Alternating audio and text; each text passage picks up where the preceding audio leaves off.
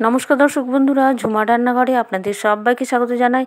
Share করছি খাসির চর্বি দিয়ে ঘুগনির রেসিপি, যেটা মাটন কিমা দিয়েও একইভাবে করা যাবে। সারা রাত আমি 1.5 কাপ পরিমাণে মটর ভিজিয়ে নিয়েছিলাম। এটা কুকারে আমি সেদ্ধ হতে দেবো নুন আর হলুদ দিয়ে। তো মটরটা দেখে নিতে হবে দুটো হুইসেল হওয়ার পর। এক একটা মটর এক এক রকমভাবে সেদ্ধ হয়।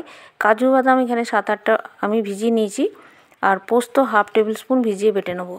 পেঁয়াজ কুচি আলাদা করে পেস্ট করব, আর আদা রসুন কাঁচা লঙ্কা আলাদা করে পেস্ট করব। এখানে আদার পরিমাণটা রসুনের থেকে বেশি নিতে হবে। এইভাবে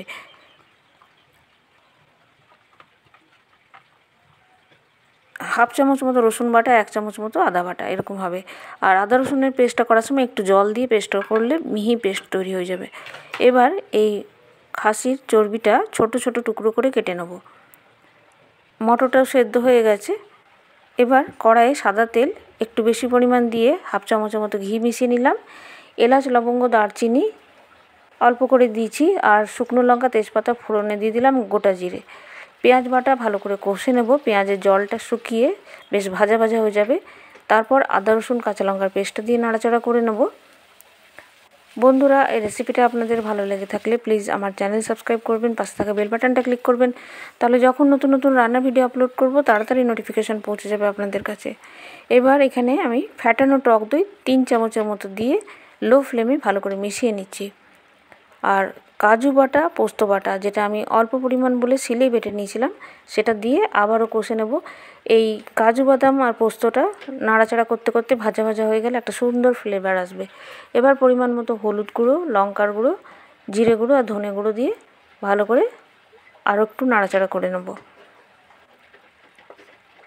মশলা খুব ভালো করে কষে নিলে তবে রান্নার স্বাদটা ভালো হবে।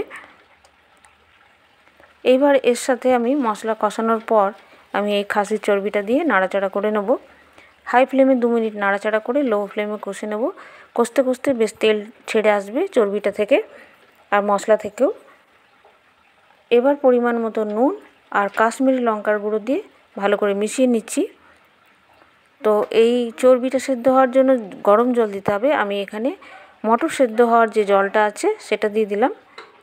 কুকারে হাই ফ্লেমে একটা হুইসেল হয়ে 5 মিনিট লো ফ্লেমে সেদ্ধ করলেই চর্বিটা সেদ্ধ হয়ে যাবে, খুব বেশিক্ষণ সময় লাগবে না।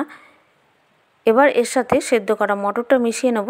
তার জন্য কড়াই ট্রান্সফার করে নিলাম, আর একটু গ্রেভিটা আমি শুকিয়ে নেব, তাই কিছুক্ষণ ঢাকা দিয়ে রান্না করে নিচ্ছি। গরম মশলার গুঁড়ো ধনেপাতা কুচি ছড়িয়ে দিলেই তৈরি হয়ে যাবে। আর অবশ্যই যে ব্রেডের সাথে ভালো লাগবে, লুচি পরোটা সব কিছুর সাথে দারুণ লাগবে। আর পরিবেশনের সময় একটু লেবুর রস, ধনেপাতা কুচি, পেঁয়াজ কুচি, লঙ্কা কুচি, ভাজা মশলা ছড়িয়ে দিলেই তৈরি হয়ে যাবে। তাহলে বন্ধুরা, ভিডিওটা ভালো লাগলে লাইক শেয়ার করবেন, কমেন্ট করতে ভুলবেন না। ধন্যবাদ।